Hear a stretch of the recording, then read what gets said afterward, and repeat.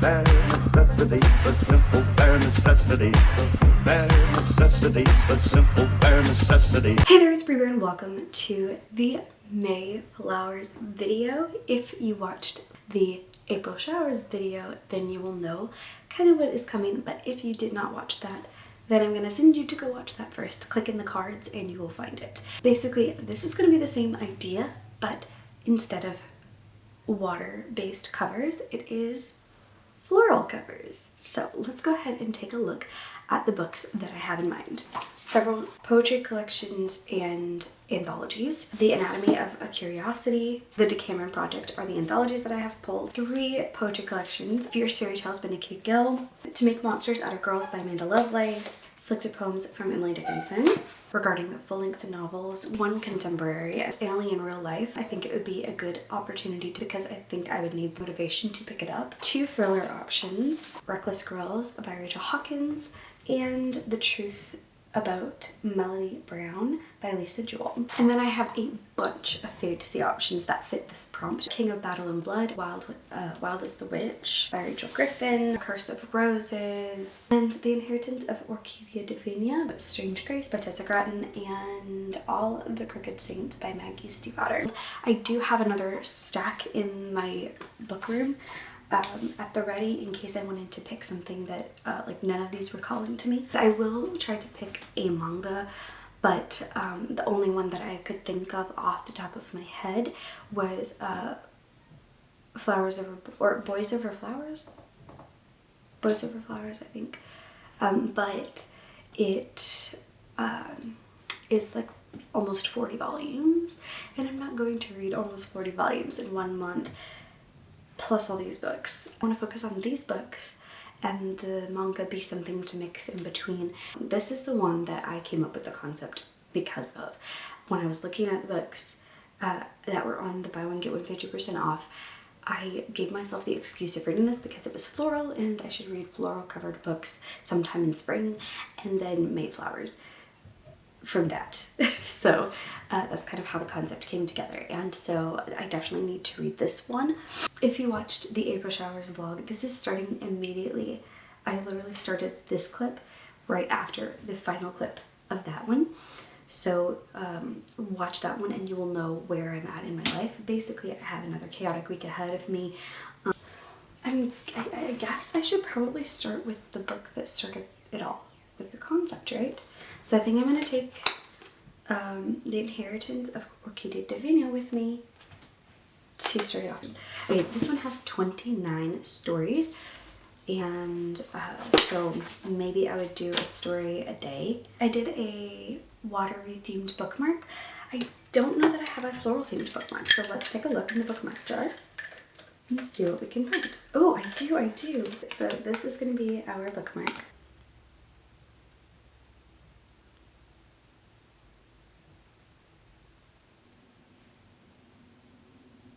Thing I got is different packaged, but it is Unplugged book box, and this is a very different packaging for Unplugged. This is perfect, so aesthetic to open up the box. Spoiler card. This is a note, and then already we have an item, and this looks like it might be a sticker. It is gold holographic foiling. Oh my gosh, you guys. It's a lotion from The Princess Bride. I need to smell it. Oh yeah, very nice scent. Let's see what else we have. Okay. This looks like either a bath bomb or soap bar of some kind. It's Starless Sea. This is a Starless Sea soap. Oh, we got another candle. This one, Essence of Gluttony. It's Poppy War themed. I have not read the Poppy War yet. Ooh, I kind of like that scent. It's simple, very clean scent. Oh, another glass item. So it's from Jekyll and Hyde.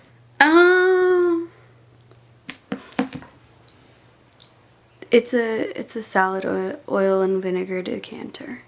Ooh, another cup. Storybucks coffee. That is so cute. I am obsessed. This is one of my favorite cups yet. Unplugged book box. Look at the back. Oh my gosh. Ah, so cute. The book. Ooh. Daughter of the Salt King. I feel like this was on one of my lists somewhere.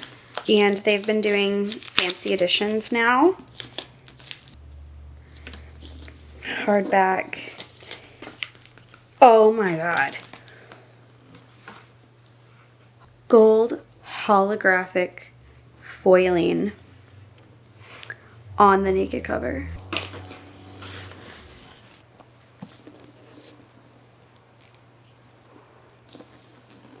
All right, very pretty. Oh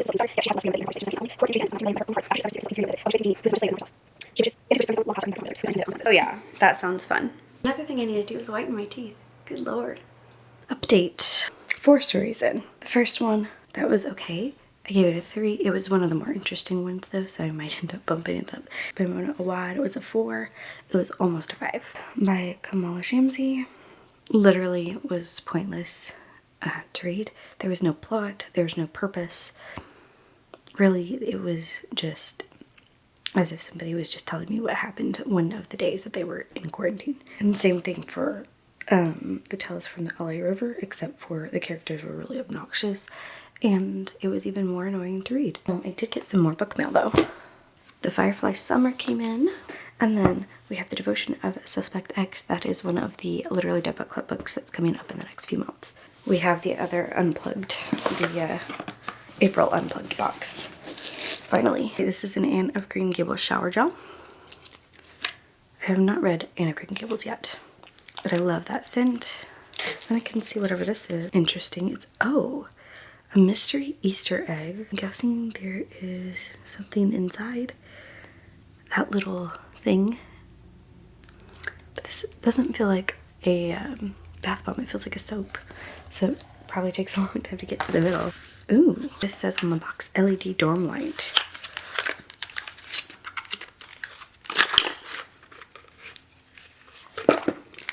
Stars hide your fires. Oh, she isn't a joke.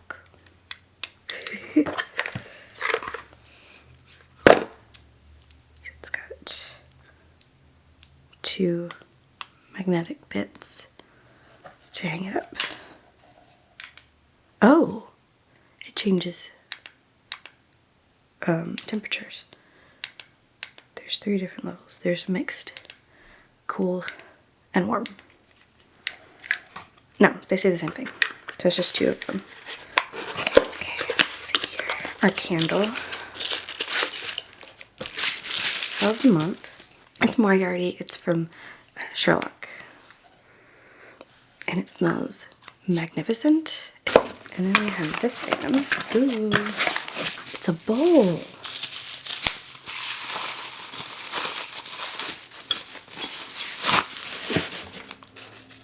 Book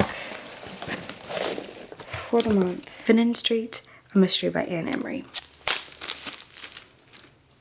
Okay.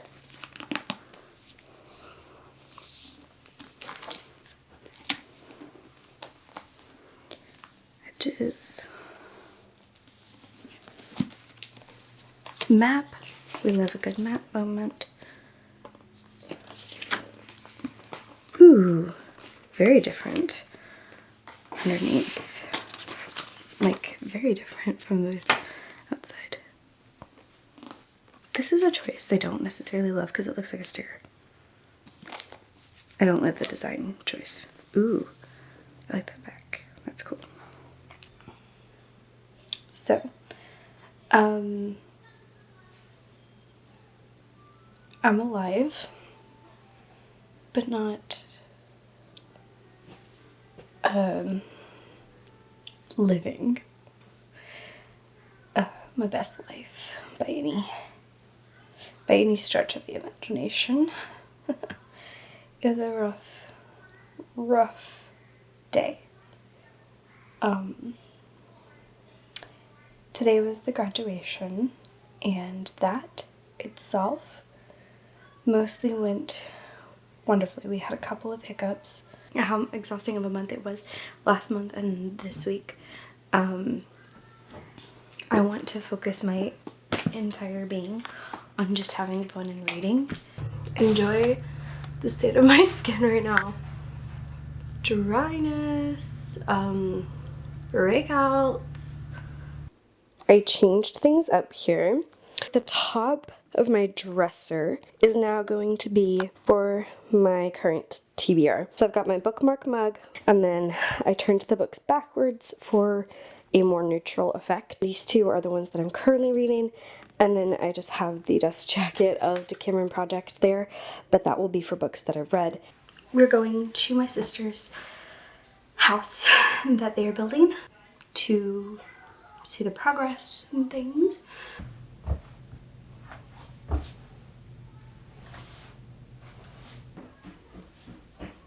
Sounds like Brooklyn put Kaiden's shoes on him.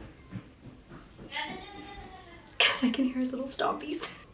And I'm also going to try to find a manga series.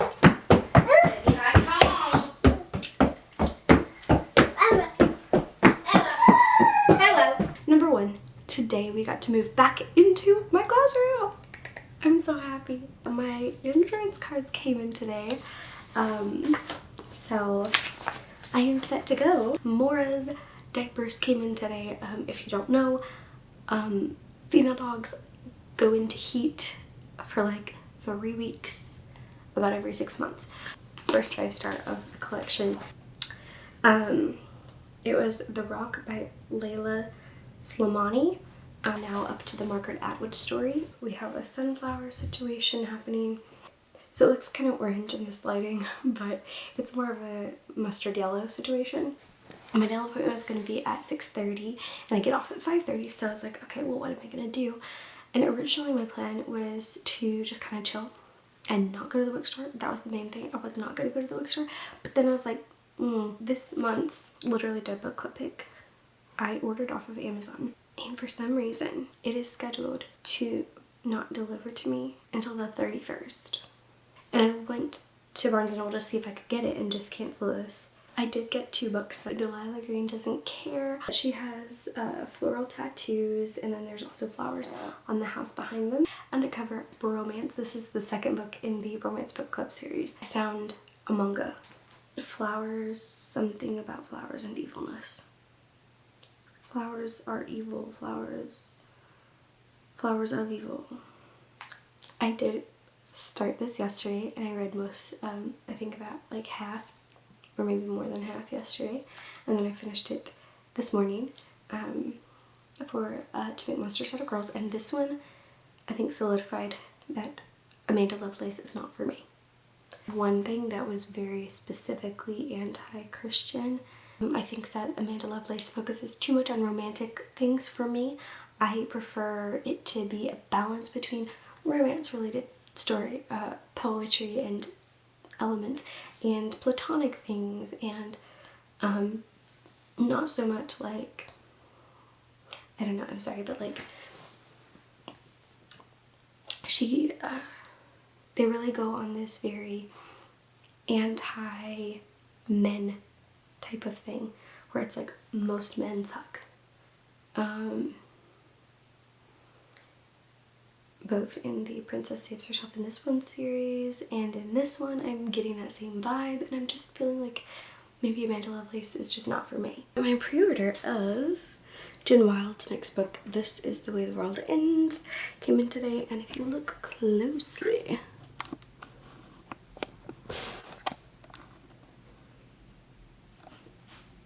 you will see flowers. Whisper Down the Lane actually did arrive. This is the Literally Dead book club pick for the month. I started The Flowers of Evil, and it's making me very uncomfy. It does not. I don't know if I misread the synopsis or if I just skimmed it or what. Or if it just didn't specify clearly, but like I'm halfway through the first volume. I feel like this is very gross and disturbing. Not okay with this, and I'm going to permanently DNF this series. Decameron Project. I did not read my story for today yet, but it seems to me like it's mostly a couple of hits and then mostly misses. It feels like just diary entries of people on quarantine, not even like interesting. And it'd be different if it was published as a day in the life of quarantine, but that's not what it's published as. It's published as inspired by the Decameron Project, or inspired by the Decameron. And then the subtitle is 29 news stories from the pandemic. Not about the pandemic, from the pandemic. So I just feel like it's not really quite delivering what it was presented as. I'm running late for church. Well, let's waste more time by filming my outfit for the day.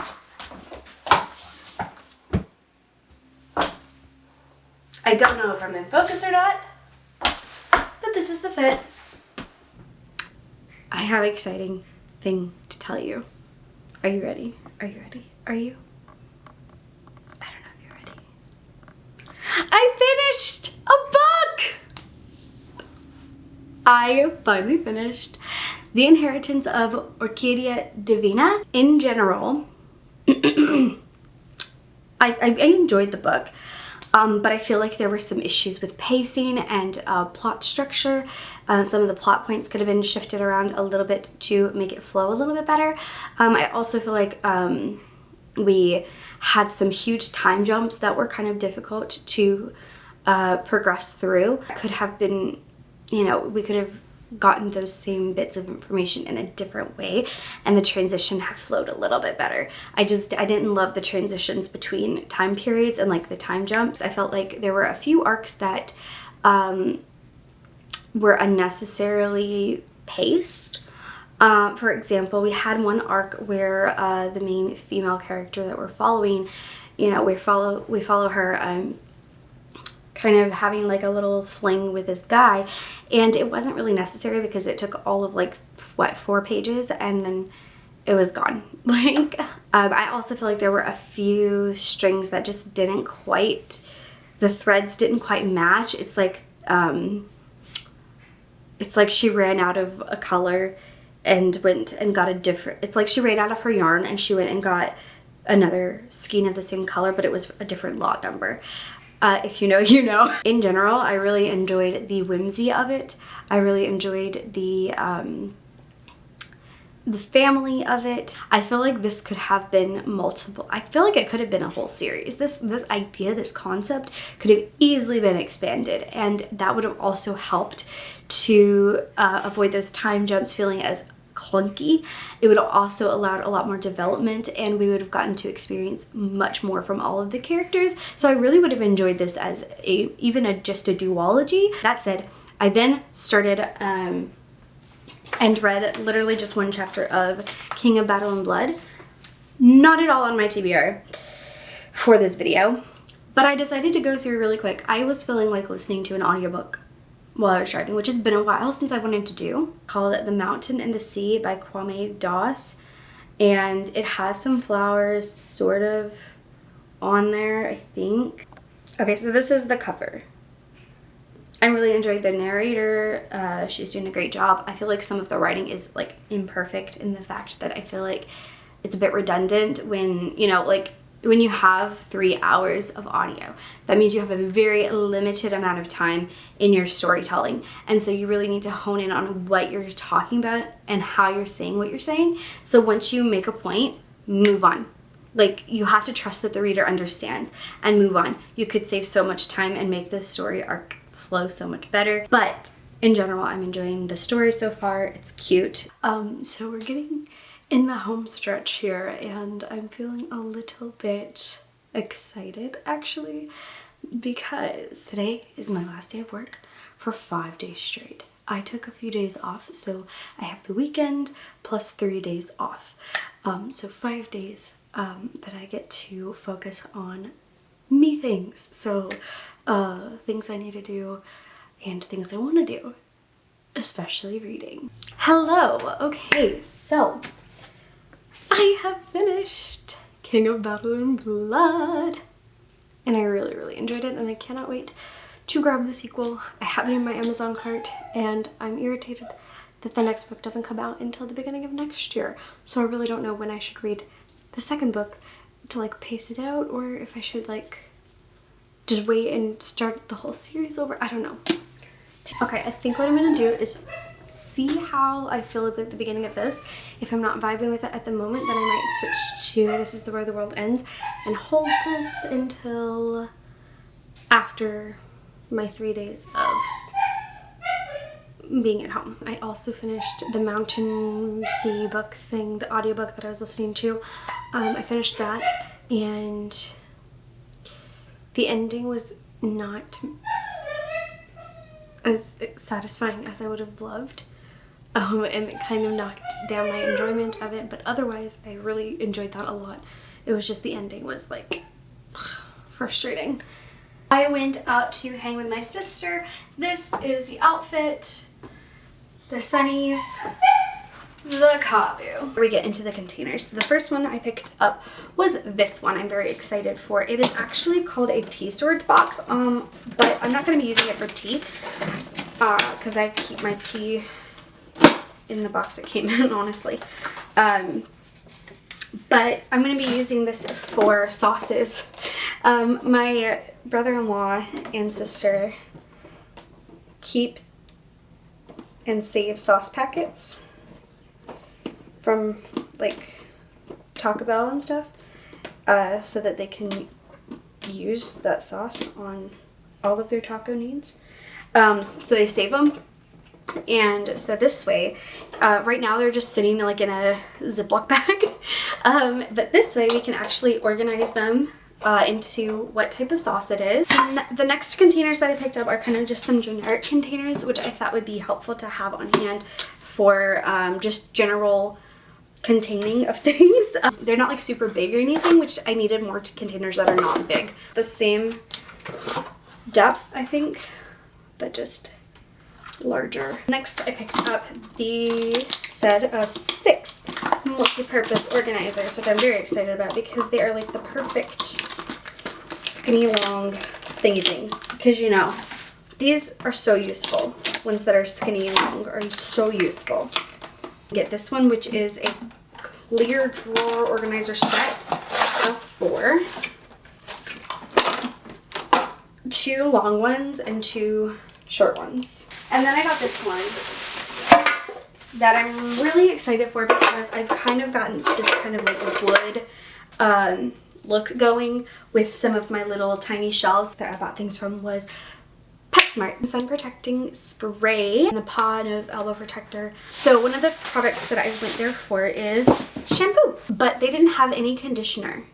One of the Elk, again, this one's a little bit thicker than the last one, and it's not pointed so much at the end, so I think that's gonna help with some of the time that it takes for her to chew through it. And yes, I do enjoy actually picking out which antler I pick and get, because I like picking the pretty ones, and this one is speckled and pretty. I know that's probably weird, but I want to pick the pretty ones. Moose antlers. I just think the shape of these is going to be a better fit for her chewing style in terms of protecting her teeth and protecting her stomach from all the power chewing that she likes to do. Find these discs. It's flexible, but it's got these little ridges and like, so it's like kind of bendy but kind of sturdy. This is a Playology rope. She has had some rope toys that she's kind of blasted through, and I got anxious because I've heard that like the little strings being where they can chew at them and like pull them off is like bad. So correct me if I'm wrong on that. And that it is okay that it has the little stringy bits, because I was under the impression that that was dangerous. But I went ahead and grabbed this one because, I mean, if they keep making toys like this, it must be safe enough. If so many different companies have made toys like this, right? And then these are scented. A couple of other toys that I've had for her that have done amazingly are like the little ice cream toy that she has. And that is from this brand, Joyhound Rippin' and Roarin' Tough. Ice cream is starting to look a little bit worse for wear, so I wanted a few more toys to rotate between so that it can stay nice, because I want her toys to stay nice.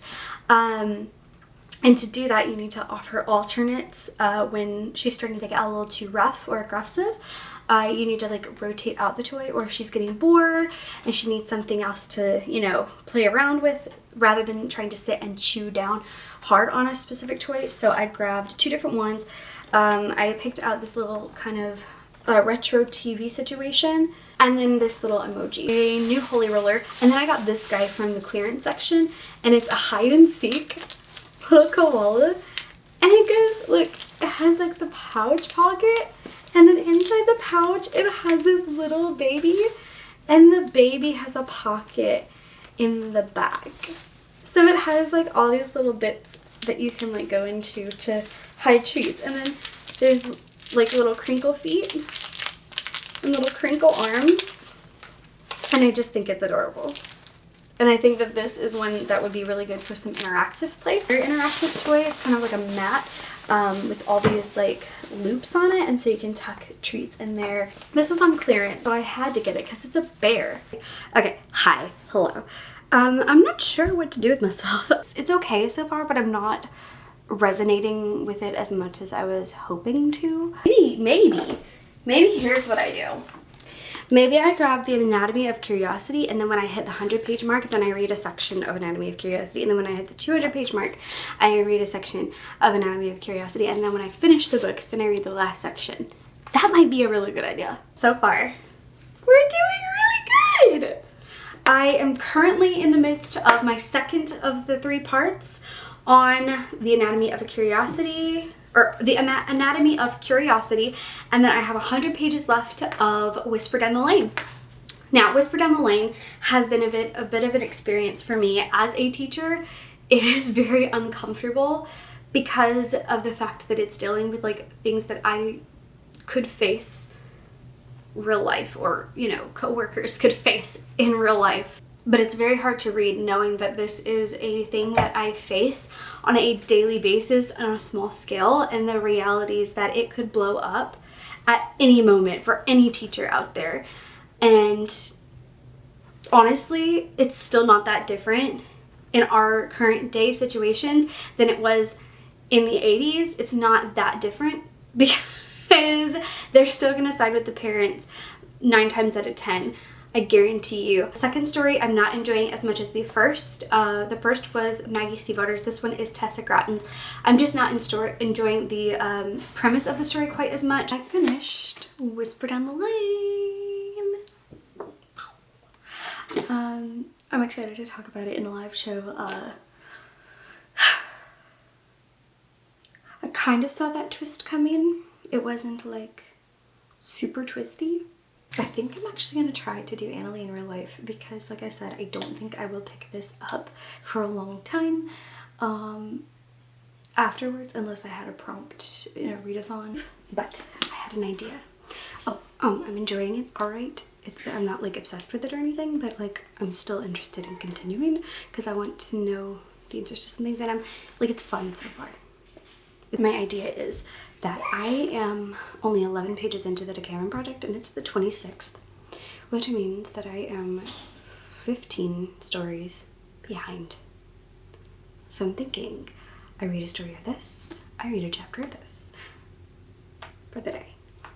I am in here because I am going to take a quick reading break. I did start reading after she picked up Kaiden, but I needed a little bit of a reading break real quick. So I'm going to put away the books that I have over here that are not currently going like to stay on my TBR shelf, and kind of like reset my the top of my cart to be my TBR for the upcoming month, because it's almost the end of May, and so I need to figure out what I'm reading for June. I finished The Anatomy of a Curiosity. Yeah, I really enjoyed it, and it has dawned on me why it is named The Anatomy of a Curiosity, because the original was The Curiosities and it was a series of short stories. This is analyzing the processes of writing and some of the elements of writing. Brenna's section was phenomenal because it was broken up in those little pieces. It actually was an original story, and then the new version that after lots of rewrites, she ended up settling on a completely different version of the story. There we go. A completely different version of the story than what she started with. And it was so phenomenal to see that difference and to feel so like, you know, that she had to go through several versions to get to the excellent story that we got. And like, how she had to go through the thought processes and why she wanted to write this story, what story she was trying to tell. A very encouraging thing, and you get 3 awesome short stories that you get to read out of it, plus a lot of great advice and encouragement. So yes, very excited that I finally read this one. Hello, I have face makeup on right now. Enjoy it while you get it because I'm going to be taking it off after this clip. Of the last couple of stories, we did have some better ones. We had a 3, a 3.5, a 5, and another 3.5. I finished Decameron Project yesterday. The stories that I gave 5 stars to were the Margaret Atwood story, a story by Layla Slimani. I am probably butchering these names. I have no idea who a lot of these people are.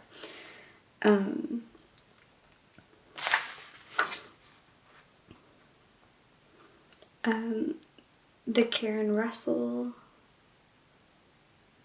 story and the Charles Yu story. The stories that I gave a 4 or a 4.5. A 4 to the Mona Awad story, probably more of a 4.5. A 4 to the Yiyun Lee story. A 4.5 for the Mia Couteau story. And a 4.5 for the Julian Fuchs story. 4 1-star stories. 7 2-star stories. My issues with the majority of it is that most of the stories were not actually really stories. It felt very much like just somebody took a page of their diary, ripped it up, and sent it in. And that was it. Like, a lot of them were just simply, they were not short stories. There's no plot. The thing is I understand that their ideas probably along the lines of representing being in quarantine and going through that experience of the mundane situations and the nothing happening feel. But when almost every story feels that way, it's really not a fun experience to read. Like, the whole point of the Decameron was to like lift people's spirits. A couple days into June and I need to wrap up this video. So Analee in real life. Okay, I was enjoying myself. It was, you know, just a fun, angsty YA time for the most part. For the most of it, yes, the main character was annoying at times, but I was, you know, predicting where the arc was gonna go. And while it did go pretty much how I thought in my head, there was a little bit of the choices at the end that I actually really didn't like. Like, not just a little bit, like a lot of it didn't like. I was very surprised by some of the choices. And don't get me wrong, they would be good choices in some books. But in this one, I didn't love it. I feel like I could have loved it more if we had gotten a little bit more of a hint throughout the story of this character's need for this specific resolution at the end. If we had been given a little bit more of a you know, something that guides us into understanding why and how this arc kind of came about. But it really didn't feel like it made sense. And another character's arc completely reversed itself, which really ticked me off. That was one of my biggest complaints, was the other arc made no sense. We never got an understanding of why a certain thing happened in the first place, and then it was like it never happened to begin with. And so all in all, I completed To Make Monsters Out of Girls by Amanda Lovelace. It was all right. Probably my least favorite of hers that I've read, despite the fact that it's my favorite cover of hers that I read. The Inheritance of Orquidia Divina. This I enjoyed quite a bit. I think that this was a fun experience, thinking that this could have been potentially best as a series situation or a duology situation. It was alright in some aspects and enjoyable in other aspects. I also completed an audiobook that was The Mountain and the Sea. This I enjoyed quite a bit until the end as well. The ending of this one kind of bummed it out for me.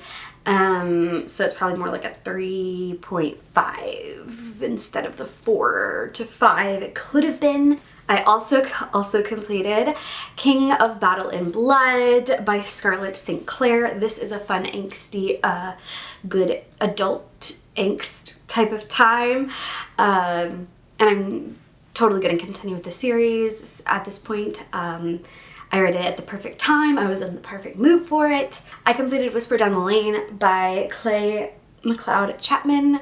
I am still uncertain how I feel about this one because it hits so close to home as a person who's a teacher and who struggles with the reality that at any point something ridiculously insane can happen when it comes to my job. It hits a little close to home in some of that regard because, I mean, I've never had this extent of craziness happen before, but I have had some nutso, you know, ridiculous things come up. I also completed The Anatomy of a Curiosity. I really enjoyed this. This is a 3-part anthology by the authors Maggie Stiefvater, Tessa Gretton, Brenna Jovanovs.